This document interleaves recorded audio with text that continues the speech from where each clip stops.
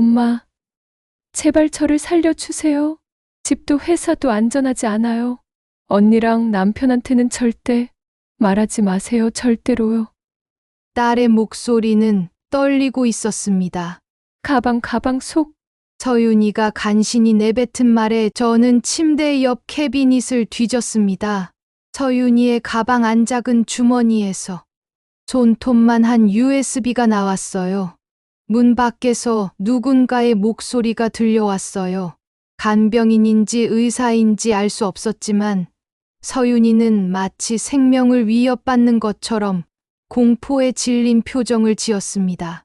엄마, 제발 USB만 잘 부탁해요. 저는 괜찮아요. 서윤이가 간신히 말했지만 저는 딸을 데리고 나가려고 팔을 부축했어요. 그런데 서윤이가 일어나다가 비틀거리며 침대 옆 수액 거치대에 부딪혔습니다. 덜컹 큰 소리가 났어요.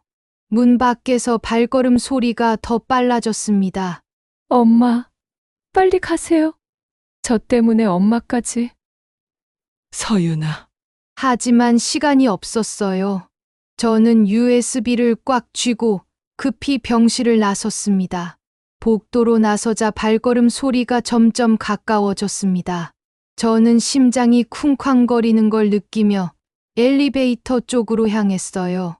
뒤돌아보지 않고 최대한 자연스럽게. 하지만 엘리베이터는 너무 오래 걸릴 것 같았습니다. 계단으로 방향을 틀었어요. 한 층, 두 층 내려가며 저는 숨을 죽였습니다. 누군가 뒤따라오는 건 아닐까? USB를 꽉 쥔 손에서 땀이 났어요. 1층 로비에 도착했을 때 저는 잠시 멈춰 서서 주변을 둘러봤습니다. 밤늦은 병원은 조용했지만 왠지 모든 시선이 저를 향하는 것 같았어요. 그때 구석에서 휠체어를 발견했습니다. 저는 다시 마음을 먹었어요. 딸을 두고 갈 수는 없었어요. 휠체어를 가지고 다시 계단을 올라갔습니다. 다행히 복도는 조용했어요. 서윤이의 병실로 들어가니 딸은 여전히 잠든 척을 하고 있었습니다. 서윤아. 엄마가 왔어. 조용히. 저는 서윤이를 휠체어에 태웠어요. 이번엔 조심스럽게 소리 나지 않게 이동했습니다. 엘리베이터 대신 화물용 엘리베이터를 이용했어요. 1층에 내려와 후문으로 나가니 택시가 한 대 서 있었습니다. 아줌마, 어디로 가세요? 저는 집 주소를 말하려는데 서윤이가 제 팔을 잡아당겼어요. 엄마, 집은 위험해요. 모텔로 피해 있는 게 안전할 것 같아요. 서윤이가 속삭였습니다. 아저씨. 시내 쪽 모텔. 아무 곳이나 데려다 주세요. 택시가 출발하는 내내 서윤이는 제 손을 꽉 잡고 있었고 저는 USB를 다른 손에 꽉 쥐고 있었어요. 그 순간 제가 믿을 수 있었던 건 오직 딸의 눈빛에 담긴 절박함과 그 작은 장치 안에 담긴 진실뿐이었어요. 하지만 도대체 무엇이 우리 딸을 이렇게 겁에 질리게 만든 걸까요? 그리고 우리는 과연 안전한 곳에 도착할 수 있을까요? 안녕하세요. 저는 김혜란, 67입니다. 남편이 세상을 떠난 지 2년. 그가 쓰던 노트는 아직 식탁 한가운데 놓여 있고 가족 사진 옆에는 그의 낡은 지갑이 있습니다. 그렇게 남겨진 시간 속에서 저는 살아왔어요. 남편이 세운 회사는 남편의 유언대로 둘째 딸 서윤에게 넘어갔고 같은 회사 안에서 우리는 서로 다른 자리에 서 있습니다.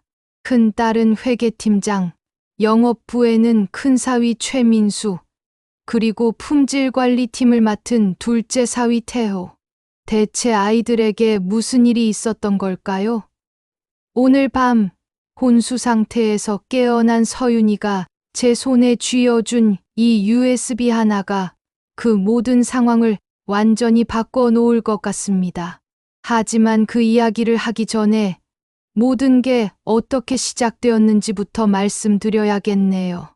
오늘의 청춘극장 시작합니다. 그날도 아침 햇살이 창틀을 타고 들어왔습니다. 저는 남편의 유언장을 다시 한번 펼쳐 들었어요.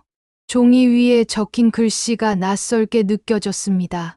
회사의 대표이사직을 딸 박서윤에게 위임한다. 둘째 딸이 38세의 나이로 회사를 이끌게 된 것이었어요. 남편이 30년 동안 키워온 식품회사. 저희가 함께 배추를 다듬고 젓갈을 담그며 일궈낸 소중한 터전이었죠. 서윤이가 이어받는다고 했을 때 마음 한편으로는 기뻤지만 동시에 가족 사이의 미묘한 변화도 느껴졌어요. 특히 큰딸 민지의 표정이 그랬습니다. 서윤이가 찻잔을 내려놓으며 자신있게 말했습니다. 엄마, 걱정 마세요. 제가 잘해볼게요. 하지만 저는 민지의 얼굴을 놓치지 않았습니다. 41세인 회계팀장인 민지의 눈빛에서 복잡한 감정을 읽을 수 있었거든요. 질투일까요? 아니면 불만일까요? 가슴 한 구석이 무거워졌어요. 첫 출근 날, 저는 서윤이를 도우려 함께 출근했습니다. 새로 바뀐 대표이사실 문패 앞에서 잠시 멈춰선 서윤이의 어깨가 작아 보였어요. 그동안 브랜드 영업을 담당해왔지만 이 자리는 전혀 다른 무게였을 테니까요. 책상 위에 수북이 쌓인 서류들을 보니 저도 덩달아 긴장됐습니다. 민지가 서류 뭉치를 들고 들어오는 순간 분위기가 달라졌어요. 평소의 민지가 아니라 차갑고 단호한 모습이었습니다. 대표님, 원재료 구입비와 물류센터 결제액원으로 말씀드릴 게 있습니다. 요즘 시장 상황이 불안해서 배추값이 너무 올랐어요. 좀 더 지켜본 후 결제하는 게 어떨까요? 순간 묘한 공기가 흘렀습니다. 저는 이상한 기분이 들었어요. 서윤이는 즉시 현실적인 문제들을 짚어냈어요. 언니, 그럼 이번 주 출고 물량은 어떻게 해요? 대형마트 납품이 3일 후인데. 서윤아, 네가 뭘 안다고 그래? 언니가 알아서 할게. 민지가 짜증스럽게 말했어요. 재고가 얼마나 남아있는데요? 제가 알기로는 지난주에 거의 다 나갔는데.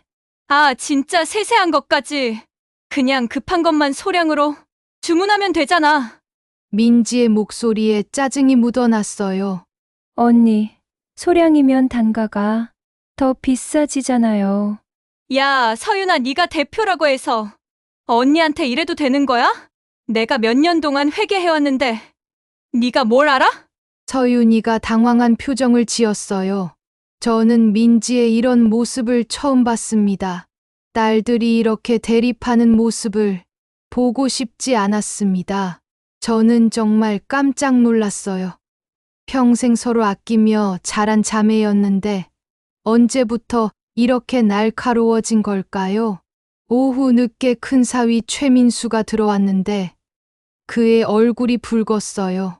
민지의 남편인 그는 대형마트에서 김치 대량 주문이 들어왔다며 평소 10,000원짜리를 7,000원에 팔아달라고 한다는 소식을 전했습니다. 손해지만 브랜드를 알릴 기회라고 했죠. 서윤이는 이번에도 냉정하게 판단했어요. 형부, 금액이 너무 터무니없어요. 저희 상품의 원가는 알고 말씀하시는 거예요? 운송비에 원재료비에 그렇긴 하지만 마트 측이랑 다시 논의가 필요할 것 같아요. 그리고 저한테 오시기 전에 회계팀이랑 이야기하고 오신 거 맞아요? 최민수가 당황하는 모습을 보며 저는 서윤이가 정말 대표감이라고 생각했어요. 그래도 믿을 구석은 있었어요. 서윤이의 남편, 제 둘째 사위인 윤태호 팀장이 보고서를 가져왔습니다. 오늘 들어온 배추와 재료들 점검했습니다. 모두 국산이고 품질도 좋습니다. 내일부터 생산 시작하면 됩니다. 저는 사위의 꼼꼼한 모습이 든든했어요. 적어도 이 사람만큼은 믿을 수 있을 것 같았거든요. 그날 밤이 깊어갈 무렵, 저는 잠이 오지 않아 집 근처를 산책하고 있었습니다. 마음이 답답해서 나온 길이었어요. 오늘 하루 종일 느꼈던 가족들 사이의 미묘한 긴장감 때문이었죠. 민지의 변한 모습, 서윤이의 당황한 표정, 그리고 뭔가 어긋나기 시작한 회사 분위기. 집으로 돌아오는 길에 큰 사위 최민수를 만났어요.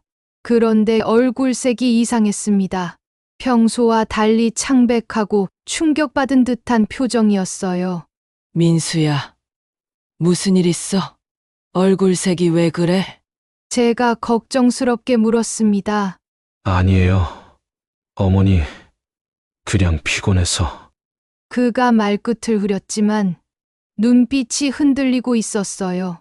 뭔가 큰 충격을 받은 것 같았습니다. 그때 사위가 걷다가 주머니에서 작은 무언가가 떨어질 뻔했어요. 급히 주워 담으면서 당황하는 모습이었습니다. 정말 괜찮아? 요즘 회사 일 때문에 스트레스 받나? 어머니, 혹시 아닙니다. 뭔가 말하려다가 멈췄어요. 입술을 꽉 다물고 고민하는 모습이었습니다. 그 작은 것을 꽉 쥔 채로요.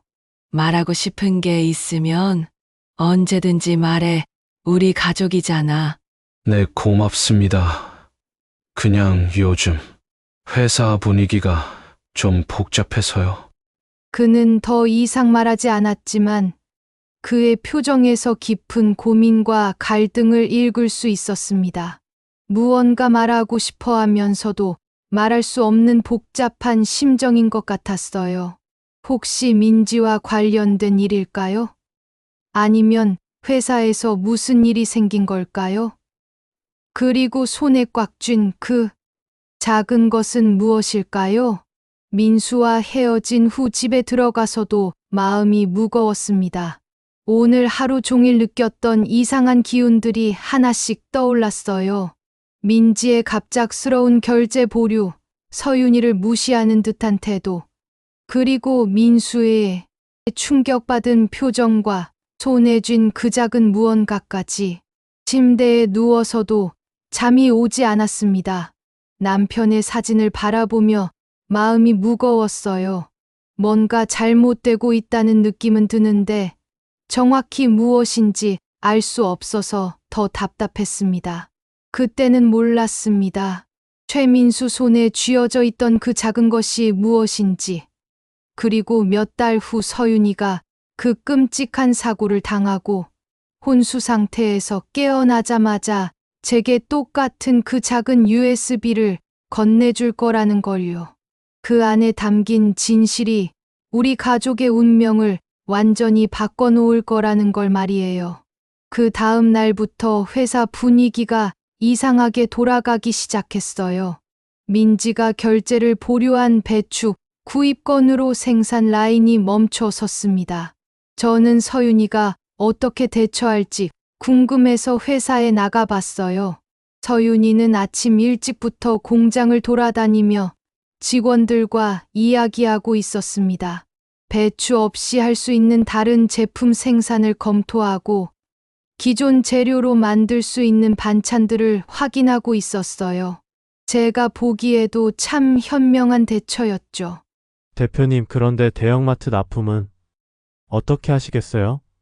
생산팀장이 걱정스럽게 물었습니다. 일단 기존 재고로 버텨보고 정 안 되면 다른 공급업체 알아보겠습니다.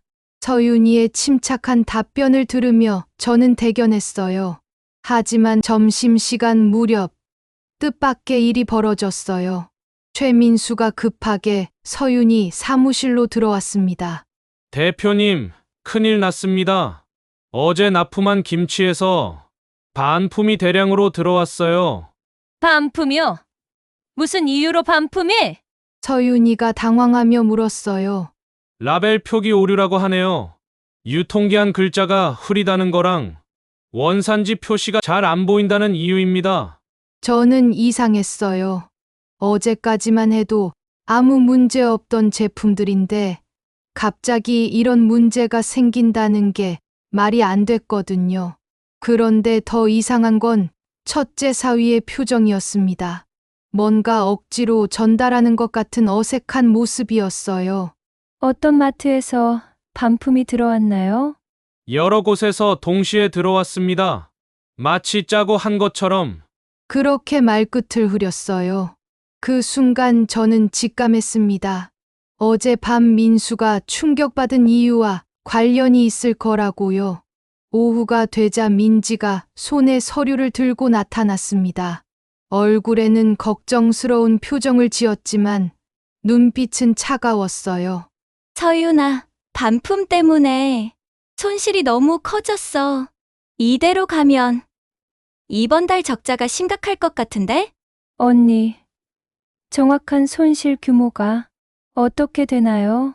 서윤이 물었습니다. 대략 계산해봤는데 이번 주만 6천만 원 정도 손실이야. 그리고 앞으로 계속 이런 식으로 나가면 민지가 계산기를 두드리며 숫자를 보여줬어요. 6천만 원이라니 우리 같은 작은 회사에게는 엄청난 금액이었습니다. 언니, 정확한 수치를 알려주세요. 대략이 아니라 정확히요. 서윤아, 지금 그런 게 중요해? 6천만 원이 날아가고 있다는 게 중요한 거 아니야? 또 시작이었어요. 민지의 짜증스러운 반응이 말이에요. 서윤이가 위축되는 모습을 보니 마음이 아팠습니다. 그날 오후부터 회사 분위기가 급격히 나빠졌어요. 그런데 더 가슴 아픈 건 민지의 행동이었습니다. 직원들 앞에서 자연스럽게 서윤이를 깎아내리기 시작했거든요. 아직 처음이잖아요. 더 나아지겠죠? 민지가 회계팀 직원들 앞에서 한숨을 쉬며 말했어요. 마치 걱정하는 언니인 척했지만 그 말투에는 은근한 비하가 담겨 있었습니다. 저라면 이런 실수는 안 하긴 할 텐데 그래도 동생이니까 이해해줘야죠. 이런 말들이 직원들 사이로 퍼져나갔어요. 민지는 겉으로는 서윤이를 감싸주는 척하면서 실제로는 내가 더 유능하다는 메시지를 계속 심어주고 있었습니다. 직원들 사이에서 수근거리는 소리가 들리기 시작했어요. 대표가 경영을 모르는 것 같아. 취임하자마자 이런 일이 터지다니 믿을 수 없어. 아버지 때는 이런 적 없었는데. 역시 민지 팀장이 더 경험이 많으신 것 같아. 이런 말들이 여기저기서 흘러나왔습니다. 서윤이가 복도를 지날 때마다 직원들이 수군거리며 시선을 돌리는 모습을 봤어요. 제 가슴이 아팠습니다. 서윤이는 그래도 꿋꿋하게 버텨냈어요. 오히려 더 열심히 일하려고 했습니다. 늦은 시간까지 사무실에 남아서 대안을 찾으려 노력했죠. 하지만 저는 그 아이의 어깨가 점점 무거워지는 게 보였어요. 그날 저녁 집에 돌아왔을 때 식탁은 유난히 조용했어요. 서윤이는 밥을 거의 먹지 못했습니다.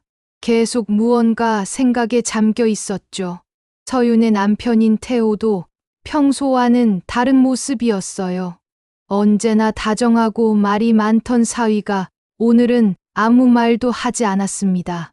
아무래도 상황이 너무 힘들어서 말문을 트기 어려운 모양이었어요. 회사에서 벌어지는 일들을 보면서 어떤 말을 해야 할지 모르는 것 같았습니다. 서윤아, 밥 좀 먹어라. 이러다 몸 상한다. 제가 걱정스럽게 말했지만 서윤이는 고개만 끄덕일 뿐이었어요. 엄마, 괜찮아요. 그냥 생각할 게 많아서. 하지만 그 아이의 눈가에는 눈물이 맺혀 있었습니다. 아마 회사에서 들었을 그 말들 때문일 거예요. 대표가 경영을 모른다, 믿을 수 없다는 그런 말들이 얼마나 가슴을 아프게 했을까요? 침묵이 식탁을 덮었어요. 숟가락 소리만 덜그럭거릴 뿐 아무도 말을 하지 않았습니다.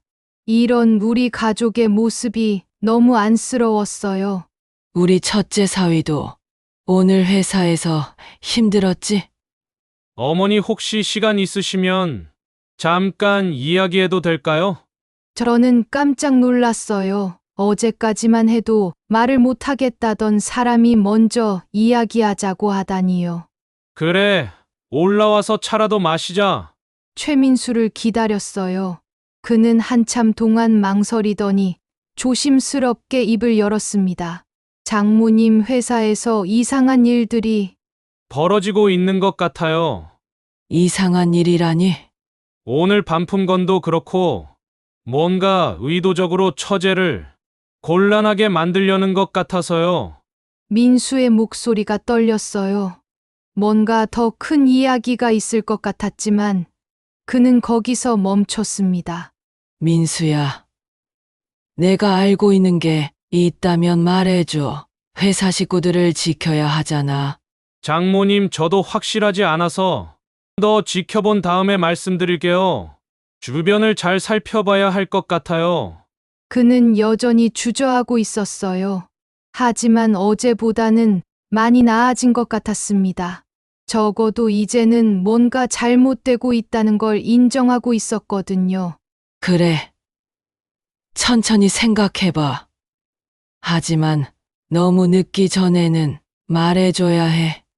둘째 사위가 돌아간 후 저는 오늘 하루 있었던 일들을 되짚어 봤어요. 갑작스러운 반품, 민지의 이상한 계산, 그리고 최민수의 고백. 뭔가 큰 그림이 있는 것 같았지만 아직 명확하게 보이지 않았습니다. 침대에 누워서도 잠이 오지 않았어요. 서윤이가 걱정됐거든요. 이런 식으로 계속 공격받으면 우리 딸이 견딜 수 있을까요? 남편의 사진을 바라보며 중얼거렸습니다. 여보, 우리 서윤이 좀 도와주세요. 하지만 저도 뭔가 해야 한다는 생각이 들었어요. 그냥 지켜보고만 있을 수는 없었습니다. 내일부터는 좀 더 적극적으로 상황을 파악해봐야겠다고 다짐했어요. 그때는 몰랐습니다. 이 모든 게 훨씬 더 큰 음모의 시작일 뿐이라는 걸요. 그리고 민수가 망설이며 말하지 못한 그 진실이 얼마나 충격적인 것인지도 말이에요. 반품은 계속 늘어나고 있었어요. 하지만 더 심각한 문제가 터졌습니다. 대형마트 본사에서 갑작스럽게 납품 조건을 바꾼다고 통보해 온 거예요. 그날 아침 서윤이는 대형마트 구매팀장과의 미팅에서 돌아와 얼굴이 새파랗게 질려 있었습니다. 납품가를 30% 더 깎아달라는 요구였어요. 아니면 거래를 중단하겠다는 협박과 함께 말이죠. 계약서의 상황에 따라 조정 가능. 이라는 조항을 들먹이며 요즘 같은 불경기에 이 정도 조건도 받아들일 수 없다면 다른 업체와 거래할 수밖에 없다고 했답니다. 마치 시혜를 베푸는 듯한 말투였다고 해요. 더 화나는 건 나이까지 들먹이며 무시했다는 거였어요. 대표가 어려서 현실을 잘 모른다는 식으로 말했다고 하니 제가 다 속이 상했습니다. 그런데 더 이상한 건 태호의 반응이었어요. 반품이 이렇게 늘어나고 있는데도 품질 관리 대책을 내놓지 않았습니다. 오히려 서윤이에게 우리 제품에는 문제가 없다고 계속 보고했어요. 여보, 우리 품질 관리는 철저하게 하고 있어요. 반품 사유들을 보니 대부분 과도한 요구 같은데요. 태호가 말하는 걸 들으면서 저는 뭔가 이상했어요. 평소 같으면 이런 상황에서 더 꼼꼼하게 재점검하자고 했을 텐데 오늘은 너무 확신에 차 있었거든요. 그럼 정말 우리 잘못은 없는 거죠? 서윤이가 확인하듯 물었어요. 네, 확실합니다. 오히려 상대방이 트집을 잡는 것 같아요. 태호의 대답을 들으면서 저는 고개가 갸웃거려졌어요. 언제부터 우리 사위가 이렇게 단정적으로 말하는 사람이었나요? 서윤이는 그날 밤늦게까지 계산기를 두드리며 새로운 조건들을 검토했어요. 하지만 어떻게 계산해봐도 답이 나오지 않았습니다. 이 조건들을 다 받아들이면 회사 문을 닫아야 할 상황이었거든요. 그렇다고 거절하면 거래 중단인데 우리 매출의 70%가 이 마트들이었어요. 다음 날 서윤이가 결심을 굳혔어요. 시사 프로그램에 제보하기로 한 거예요. 대기업이 중소업체한테 하는 갑질을 세상에 알리겠다고 했습니다. 엄마, 우리가 잘못한 게 뭐 있어요? 정당한 거래 조건을 요구하는 게 뭐가 나빠요? 저는 서윤이의 용기가 기특했지만 한편으로는 걱정도 됐어요. 서윤이는 제작진에 적극적으로 연락했어요. 중소기업들이 어떤 어려움을 겪고 있는지 알려야 한다며 이런 불공정한 거래가 계속되면 중소기업은 다 망한다고 호소했습니다. 제작진도 관심을 보이며 취재팀을 보내겠다고 했어요. 서윤이는 그날부터 인터뷰 준비에 매달렸어요. 계약서, 거래 조건 변경 통보서, 매출 자료까지 모든 증거를 정리했습니다. 정말 치밀하게 준비하더라고요. 하지만 이틀 후 예상치 못한 일이 벌어졌어요. 방송국에서 갑자기 연락이 왔습니다. 편성 사정상 취재가 연기될 수밖에 없다는 내용이었어요. 상부에서 지시가 내려왔는데 이번 주 특집 주제가 바뀌었다는 설명이었습니다. 전화를 끊고 서윤이는 한동안 멍하니 앉아 있었어요. 그렇게 열심히 준비했는데 갑자기 취소라니요. 점심시간에 민지가 들어왔습니다. 유난히 기분이 좋아 보였어요. 방송이 연기된 걸 다행이라고 하면서 그런 거 나가봤자 회사 이미지만 나빠진다고 했어요. 대기업이랑 싸운다고 좋을 게 뭐 있냐는 말투였습니다. 민지의 말에서 묘한 확신이 느껴졌어요. 마치 이미 알고 있었다는 듯한 말투였습니다. 그보다 좋은 소식이 있다며 홈쇼핑 특집 방송 이야기를 꺼냈어요. 평소보다 광고비는 좀 들지만 이미지 개선에는 최고라면서 적극적으로 추진하자고 했습니다. 광고비가 평소의 3배라는 얘기에 서윤이가 부담스러워하자 더 적극적으로 해야 한다며 가만히 앉아서 당하고만 있을 거냐고 몰아붙였어요. 그날 저녁 집에서 식사할 때도 태호의 모습이 평상시와 달랐어요. 평소 같으면 회사 문제에 대해 같이 고민하고 해결책을 찾으려 했는데 오늘은 묘하게 침묵하고 있었습니다. 서윤이가 힘들어하는 모습을 보면서도 별다른 위로나 조언을 하지 않더라고요. 태호야, 너는 어떻게 생각해? 제가 물었을 때도 그냥 어깨만 으쓱하며 대충 넘어갔어요. 언제부터 우리 사위가 이렇게 무관심한 사람이었나 싶었습니다. 저는 뭔가 이상하다고 생각했어요. 그렇게 적극적이던 제작진이 갑자기 편성 사정이라니요. 그날 밤 첫째 사위를 만났어요. 그의 얼굴은 어두웠습니다. 방송 취소에 대해 물어보니 방송국에 누군가 압력을 넣었을 수도 있다고 조심스럽게 말했어요. 요즘 광고주들이 싫어하는 내용은 방송하기 어려워진다는 설명이었습니다. 민수의 말을 들으니 소름이 돋았어요. 정말 누군가 의도적으로 방송을 막은 걸까요? 홈쇼핑 제한 타이밍도 너무 절묘하지 않냐는 말에 더욱 의심이 커졌습니다. 침대에 누워서도 잠이 오지 않았어요.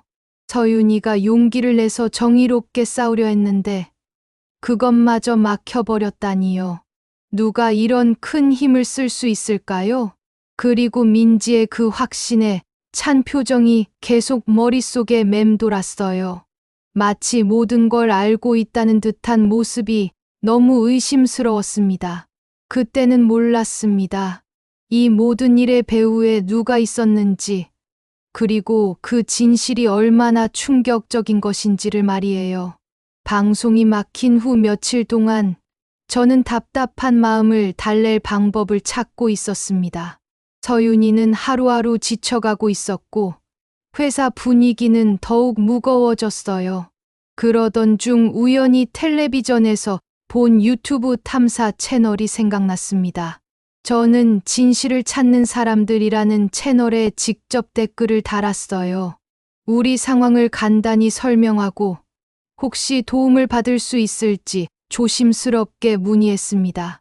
놀랍게도 다음 날 탐사 PD에게서 연락이 와서 직접 당사자인 서윤이와 이야기해보고 싶다고 했어요. 서윤아, 탐사 채널에서 연락이 왔어. 이분과 직접 이야기해봐. 정말요? 엄마가 연락하셨어요? 응. 혹시 도움이 될 것 같아서.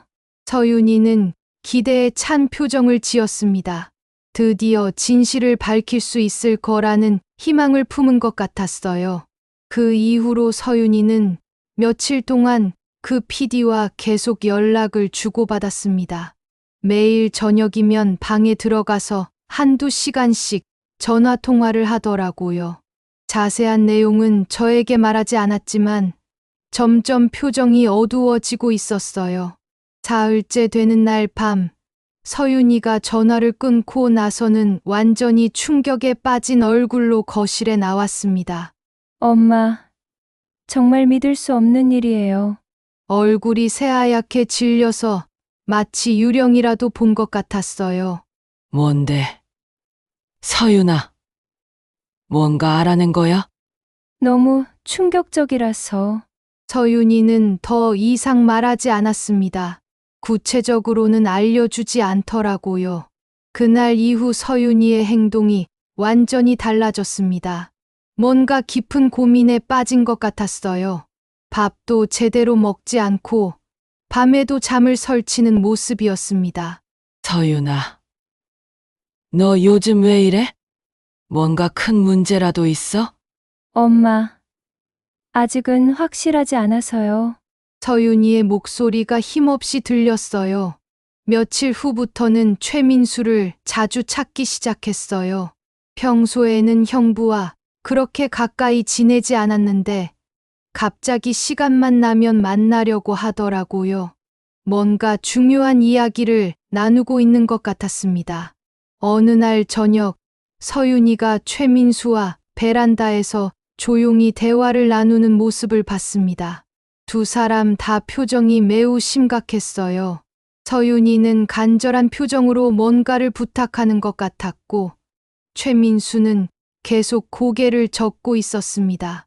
대화 소리가 베란다 밖으로 조금씩 새어나왔어요. 형부, 제발 도와주세요. 저는 정말 모르겠어요. 서윤이의 간절한 목소리가 들렸습니다. 처제, 이런 일에 나를 끌어들이면 안 돼. 최민수의 목소리도 들렸어요. 뭔가 큰 갈등을 하고 있는 것 같았습니다. 하지만 형부만이 진실을 알고 있잖아요. 처제, 내가 말하면 우리 가족이 다 망가져.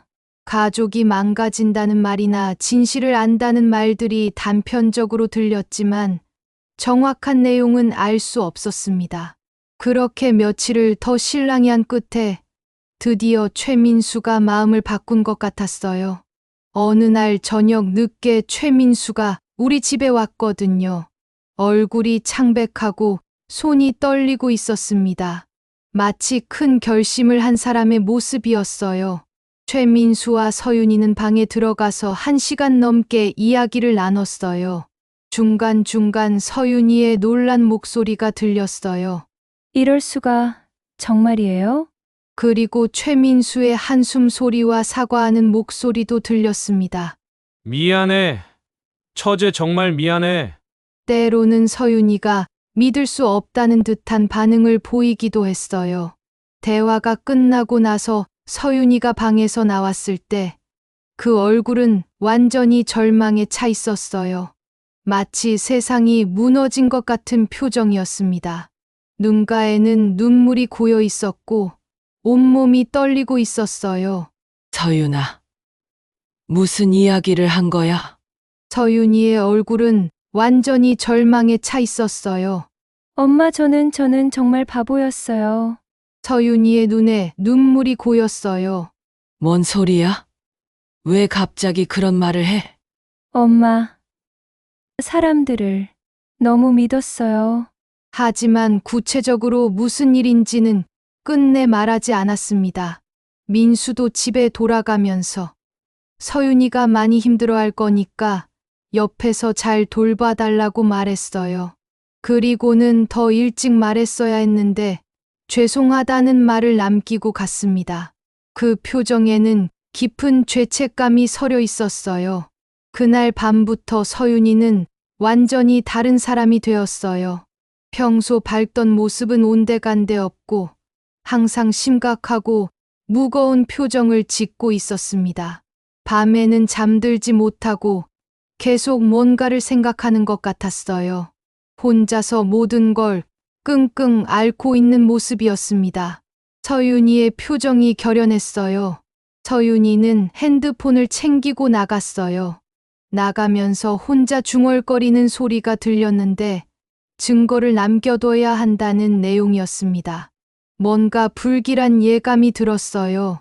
그날 밤 서윤이는 늦게까지 돌아오지 않았어요. 전화도 받지 않았습니다. 저는 점점 불안해졌어요. 뭔가 나쁜 일이 일어날 것 같은 예감이 계속 들었거든요. 새벽 2시쯤 갑자기 병원에서 연락이 왔어요. 서윤이가 계단에서 떨어져서 머리를 크게 다쳤다는 내용이었습니다. 제 다리에서 힘이 빠졌어요. 급히 병원으로 달려갔을 때 태호와 민지가 이미 와 있었어요. 두 사람 다 걱정스러운 표정을 짓고 있었지만 왠지 제게는 어색하게 느껴졌습니다. 뭔가 연기를 하고 있는 것 같은 느낌이 들었어요. 태호가 상황을 설명했어요.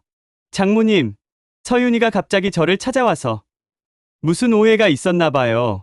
흥분해서 이야기하다가 발을 헛디뎠어요. 무슨 오해? 뭔 이야기를 했는데? 그게 회사 일로 스트레스를 많이 받아서 그런 것 같아요. 태호의 설명이 뭔가 매끄럽지 않았어요. 민지도 거들어 말했습니다. 우리도 놀랐어요. 어머니 서윤이가 그렇게 흥분하는 걸 처음 봤거든요.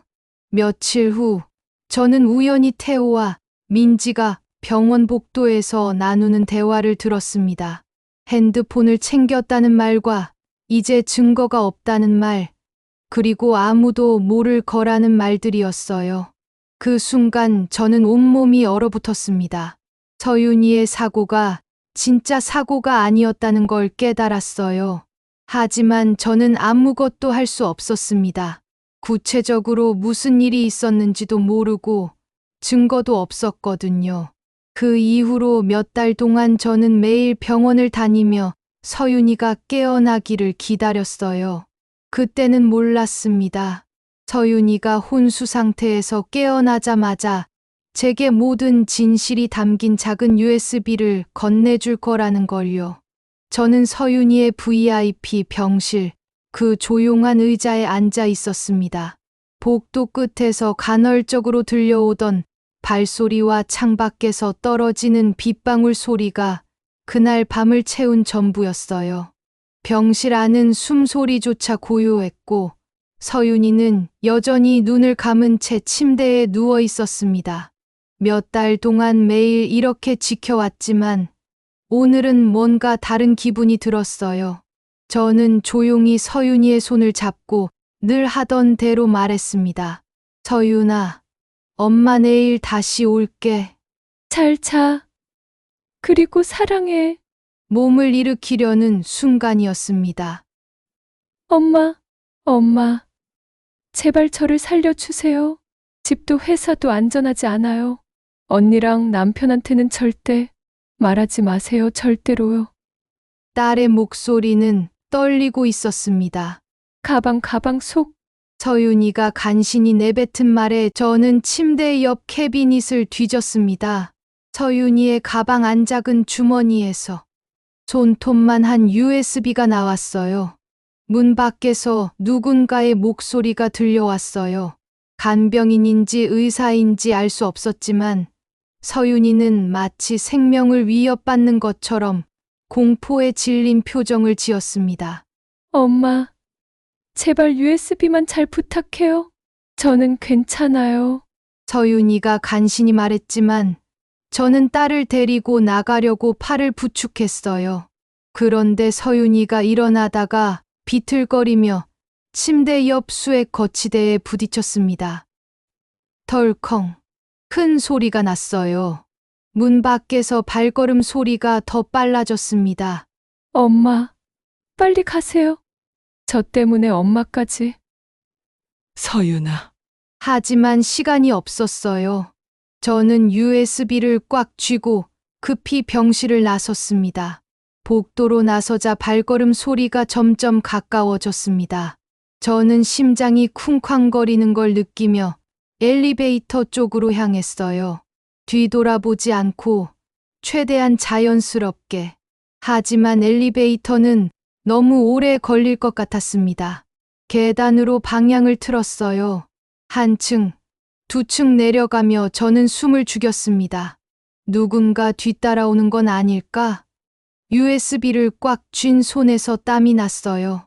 1층 로비에 도착했을 때 저는 잠시 멈춰 서서 주변을 둘러봤습니다.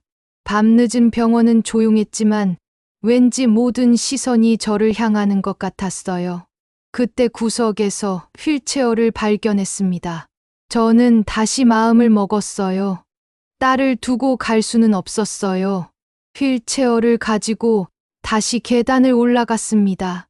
다행히 복도는 조용했어요. 서윤이의 병실로 들어가니 딸은 여전히 잠든 척을 하고 있었습니다. 서윤아. 엄마가 왔어. 조용히. 저는 서윤이를 휠체어에 태웠어요.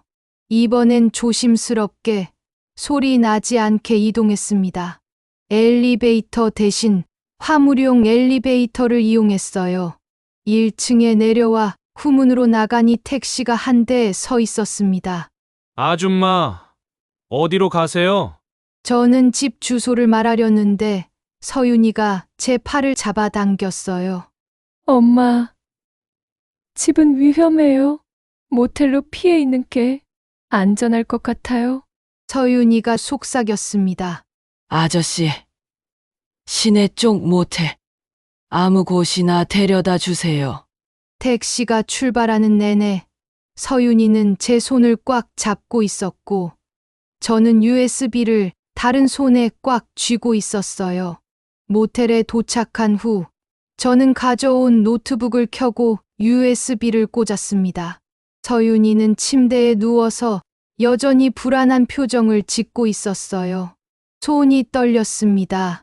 그 작은 USB 안에 모든 진실이 들어있다는 생각에 가슴이 두근거렸어요. USB를 꽂자 여러 개의 파일이 나타났어요. 첫 번째 녹음 파일을 클릭했을 때 최민수의 목소리가 들려왔어요. 그가 손에 꽉 쥐고 있던 그 작은 무언가가 바로 이 녹음 장치였구나 싶었습니다. 국산 배추 대신 중국산으로 바꿔도 돼. 어차피 소비자들 몰라. 카페에서 몰래 녹음한 민지의 목소리가 선명하게 들렸어요. 그 돈으로 예쁜 가방 하나 사야지. 그리고 자기도 시계 하나 사지 뭐. 민지가 태호의 손을 만지며 하는 말이었어요. 저는 충격에 빠졌습니다. 내가 대표가 되면 우리 태호 씨 일 안 시키고 시계만 사줄 텐데. 맞아. 서윤이는 깐깐해서 남자 마음을 몰라 자기같이. 태호가 서윤이를 비하하는 목소리였어요. 우리 둘이 처음부터 만났으면 좋았을걸. 형님은 바보라서 눈치도 못 채고 서윤이는 회사 일에만 정신없어. 원산지 바꿔치기 하면 돼. 걱정 마. 너가 품질관리 팀장이니까 누가 뭐라고 하겠어? 불륜 관계는 물론이고 회사 장악을 위한 치밀한 계획까지 모든 게 드러나고 있었습니다. 두 번째 파일은 더 충격적이었어요. 서윤이가 태호와 대화하며 녹음한 마지막 대화였습니다. 여보, 이게 정말이야? 언니랑 이런 관계였어? 서윤아, 잠깐, 그건 어떻게? 이 핸드폰에 다 들어있어. 너희들의 불륜, 원산지 조작, 방송국 로비, 모든 게 다 녹음되어 있다고. 서윤아, 진정해. 내가 설명할게. 설명? 뭘 설명해? 내 남편이 내 언니와 바람 피우면서 우리 회사를 망가뜨리고 있었다는 걸? 서윤이의 목소리에 절망이 담겨 있었어요. 서윤아, 듣기만 해, 민지가. 모든 걸 계획했어. 그때 갑자기 발걸음 소리와 함께 민지의 목소리가 들렸습니다. 서윤아, 뭘 하고 있는 거야? 언니도 알고 있었잖아. 서윤아, 진정해. 우리가 이야기해보자. 이야기? 언니가 내 남편과 바람 피우면서 우리 회사를 망가뜨린 걸 가지고? 서윤아, 내가 모르는 게 많아. 민지가 말을 하려다가 멈췄어요. 뭔데요, 언니? 서윤이가 다그쳤지만 민지는 입을 다물었어요. 민지야, 이제 그만해. 서윤이한테 진실을 말해야 해. 민지의 목소리가 떨렸어요. 서윤아, 너는 엄마의 친딸이 아니야. 뭐라고요? 서윤이의 충격받은 목소리가 들렸어요. 민지는 단단히 오해를 하고 있었어요. 그래서 이런 일을 저질렀다는 거예요? 서윤이가 믿을 수 없다는 표정으로 물었어요. 민지는 고개를 숙인 채 대답하지 못했습니다.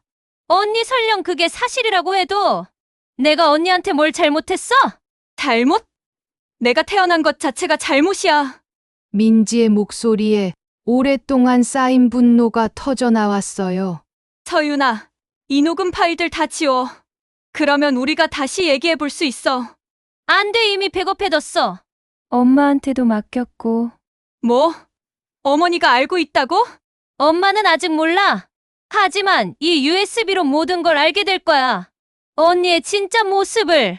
서윤아, 너 지금 우리 가족을 다 망가뜨리려고 하는 거야? 언니가 먼저 망가뜨렸잖아. 내 남편을 빼앗고 회사를 조작하고. 그때 갑자기 소란스러운 소리가 들렸어요. 언니, 놓아줘. 아파. 서윤아, 그 핸드폰 내놓으라고. 안 돼! 증거야! 태호 씨, 도와줘. 민지야, 이러면 안 돼! 그리고 갑자기 큰 소리와 비명, 그리고 침묵이 이어졌습니다. 분명히 그때 서윤이가 계단에서 떨어진 것 같았어요. 저는 온몸이 떨렸습니다. 하지만 동시에 분노가 치솟았어요. 민지가 출생 비밀을 무기로 사용했다는 것에 말이에요. USB 내용을 확인하는 도중 갑자기 서윤이의 핸드폰이 울렸어요. 태호에게서 온 전화였습니다. 받지 마, 서윤아. 제가 말렸지만 서윤이는 이미 전화를 받았어요. 여보! 서윤아! 지금 어디야? 병원에 갔더니 없더라고! 태호의 목소리가 스피커로 새어나왔어요. 화가 나 있는 것 같았습니다. 나는 집에 있어. 집에 없다고! 내가 확인했어! 도대체 어디 간 거야? 태호야, 나는! 서윤아, 너 지금 아픈데 어딜 간 거야? 내가 내 보호자인데 이렇게 하면 어떻게 해? 태호의 목소리가 점점 거세졌어요. 당장 병원으로 와! 지금 당장. 아니면 내가 직접 찾아갈 거야. 서윤이가 저를 바라봤어요. 무서워하고 있었어요. 태호야, 나는 엄마랑 함께 있어! 엄마랑 장모님도 함께 계신 거야? 응. 엄마도 함께 있어. 그럼 더 안 되지! 서윤아, 너 지금 머리 다친 상태라고! 의사가 안정을 취해야 한다고 했어! 하지만은 무슨! 당장 병원으로 와! 아니면 내가 경찰에 신고할 거야! 환자가 무단으로 병원을 나왔다고! 전화가 끊어졌어요. 서윤이의 얼굴이 창백해졌습니다. 엄마, 우리 들킨 것 같아요. 괜찮아. 서윤아, 일단 USB 내용부터 확인하자. 모든 녹음을 들은 후 저는 며칠 동안 모텔에서 고민했습니다. 서윤이는 여전히 회복 중이었고 태호에게서 계속 전화가 왔지만 받지 않았어요. 이 모든 걸 공개할 것인가?